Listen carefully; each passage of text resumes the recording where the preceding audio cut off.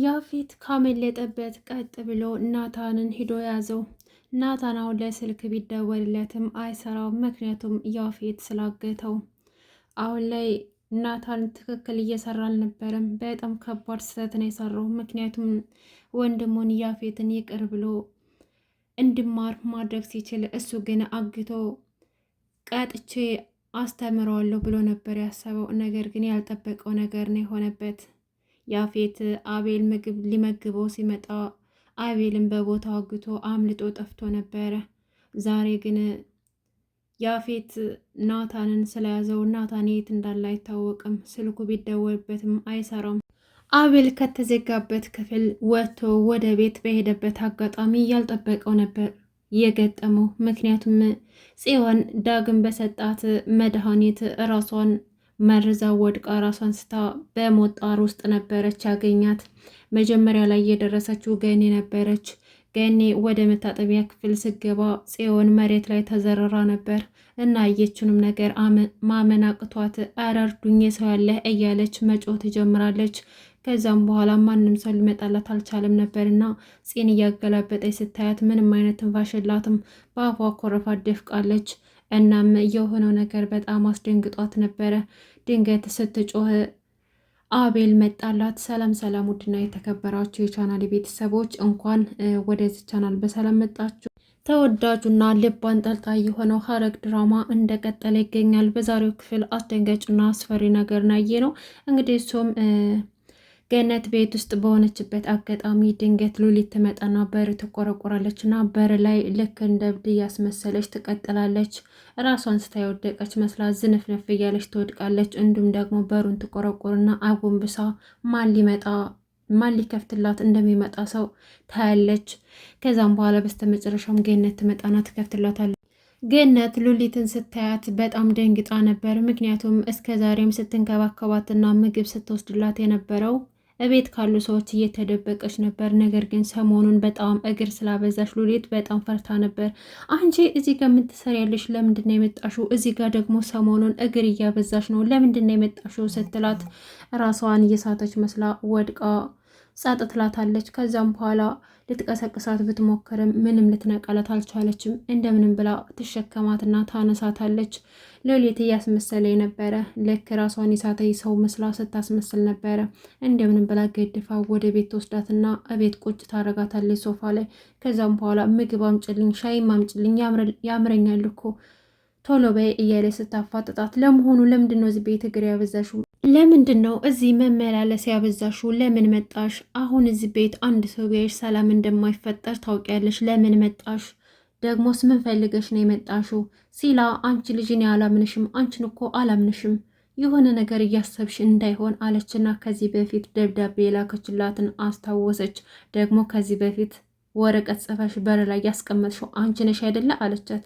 አዎ እኔ ነኝ። ፈጣሪ ሆይ ደግሞ ምን እያልሽ ነው? አለቻት። አሁን ቶሎ በይ ምግብ አምጪልኝ እያለች ሉሊት ማስመሰሉን ትቀጥላለች።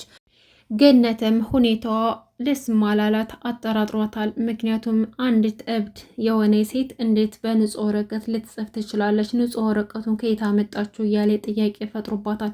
በአሁን እግር እንዳታበዥ እዚህ ቁጭ በይ፣ የምትበይው ነገር ላምጣልሽ ብላት ወደ ላይ ስትሄድ ወደ መታጠቢያ ክፍል በአጋጣሚ ስትገባ ክፍት አርጋ ስትገባ ዳግም የሰጣትን መድኃኒት ከኒና ስትወጥ ያንን መድኃኒት ጠጥታው ነበረ። እናም ያ መድኃኒት በጣም ፂን ህይወቷን አደጋ ላይ ጥሎታል።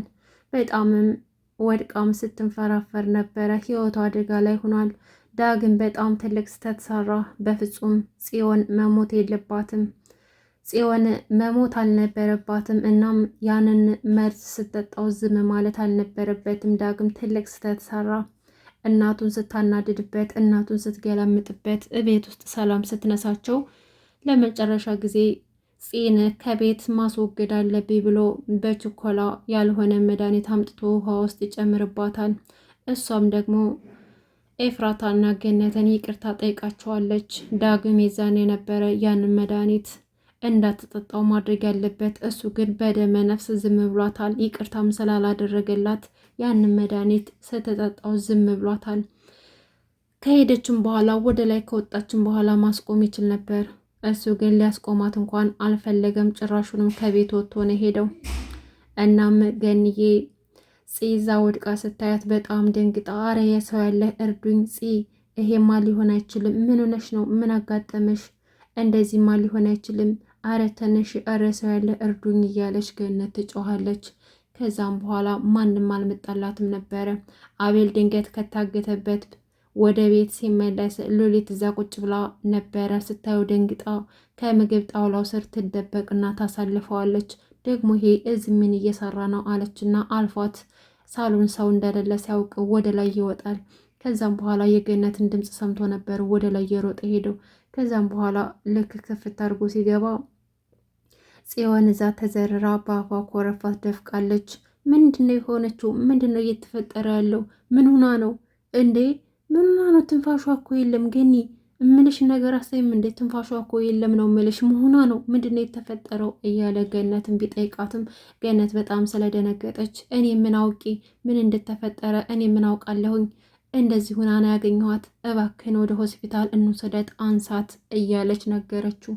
አቤልም የተፈጠረው ነገር ስላስደነገጠው ገነት ትጮህበታለች። አንሳው እኮ ነው ምልህ፣ ደግሞ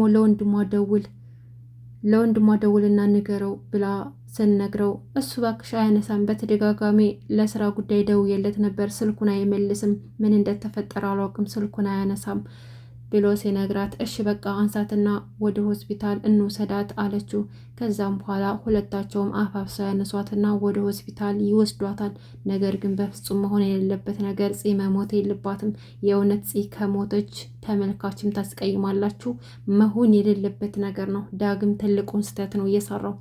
ምክንያቱም በይቅርታ የሚታለፍ ጉዳይ ነበረ። እሱ ግን እናቱ ስታመናጭቅበት ስትሰድብበት ትንሽ ትዕግስት ስላጣ የእሷንም ህመም ሳይረዳት ህይወቷን አደጋ ላይ ጥሎታል ማለት ነው። የትም እንዳለ እስካሁን ድረስ አይታወቅም። ናታን ሴት ነው ያለው። ያፌት ከታገተበት ካመለጠ በኋላ የናታን ስልክ እስካሁን ድረስ አያነሳም፣ አይመልስም። የት እንደገባ እንኳን አይታወቅም። ቃል ደግሞ ኤፍራታን እንድትከታተላት እህቱን ጓደኛ አድርግልኝ ብሎ ለምኗታል። እህቱም ደግሞ የተፈጠረው ነገር ደስ ማላላት፣ ከጀርባ የሆነ ነገር እንዳለ ሰግታለች። የፈራችበት ምክንያት ደግሞ ወንድሟ አደጋ ላይ እንዳይወድቅ ነው እና ከመቼ ወዲህ ወንድሜ አዲስ ባህሪ ያመጣ እያለችም ተገርማለች። ከዛም በኋላ ያው ወንድሟ ትዕዛዝ ስለሰጣት ብቻ ልትፈጽም ወደ እነ ኤፍራታ ቤት ልትሄድ ስትል ጓደኛዋ ትመጣለች። ሰላም ስትላት በጣም ተቆጣቻት። አንቺ ግን ምን አይነት ውርደታም ነሽ? እንዴት እንዴት ታደርጊያለሽ? ለምንድን ነው ወንድሜን የምትከታተዩ? ለምንድን ነው ራስሽን የምታረግሹ? እንደምትወጁ አውቃለሁ፣ ግን ወንድሜ እንደዛ አይነት ሴት አይወድም። ራስሽን አክብሬ፣ ራስሽን ስታከብሬ ነው ወንድሜ የሚፈልግሽ እያለች ያው የሴትነቷን የእህትነቷን ምክር ትመክራታለች። ጓደኛዋ ግን በጣም ፈጣንና ችኩል ናት። ነገሮችን ታበላሻለች። ለክብሯ እንኳን አትጨነቅም። በጣም ትደናበራለች እና ቃል ደግሞ እሷን አይፈልጋትም። የሚፈልገው ኤፍራታን ነው። ኤፍራታን ግን ለምንድን ነው የፈለጋት? ለፍቅር ወይስ ደግሞ ሌላ ተልዕኮ አለው? ምክንያቱም የናኤፍ ዘመድ ስለሆነ ምናልባችም ናኤፍ ተከታተል ብሎ ሊሆን ይችላል። እህቱ ስለሆነች አንድም ለሰላሟ አንድም ደግሞ በአክስቱ ምክንያት መጥፎ ነገር ሊያደርግም ሊሆን ይችላል እና እስካሁን ድረስ ለምን እንደሆነ በማይታወቅ ምክንያት ኤፍራታን እየተከታተላት ይገኛል ማለት ነው።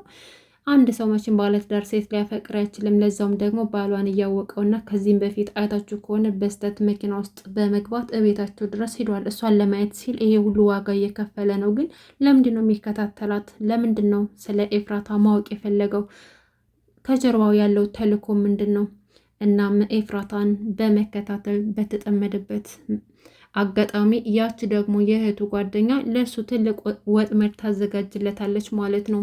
በቀጥታ ፍቅሯን መረዳት ስላቃተው ያለት አንድና አንድ አማራጭ ለእሱ የማደንዘዣ መድኃኒት ወይም ደግሞ የእንቅልፍ መድኃኒት መስጠት ነበረ እና ለጓደኛዋ በቃ ጓደኛዬ አንቺ ወደ ተላክሽበት ቦታ ሂጂ፣ እኔ ደግሞ ለቃልዬ አሪፍ ምግብ አዘጋጅቼ አበላዋለሁና እንዴት ብሎ ፍቅሬን እንደሚቀበል አሳይሻለሁ እያለች ነገረቻት።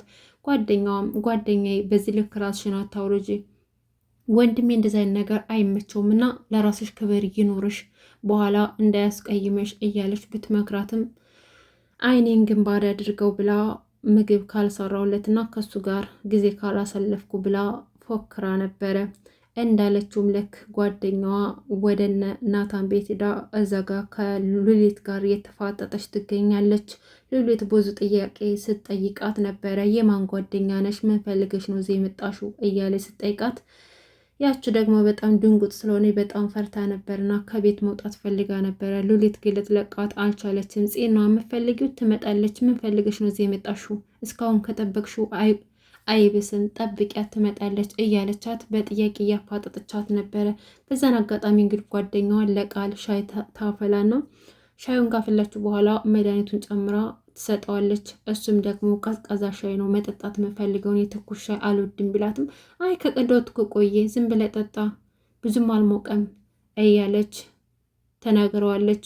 እንግዲህ ምናልባት ቃል እዛው ቤት ስለሆነ ያው የልጅቱንም ባህሪ ስለሚያውቅ ሊሸውዳት ይችላል። ነገር ግን ሁላችንም እንዳየነው ያንን ሻይ ሲጠጣ አይተነዋል። ምን የሚደርስበት ይመስላችኋል?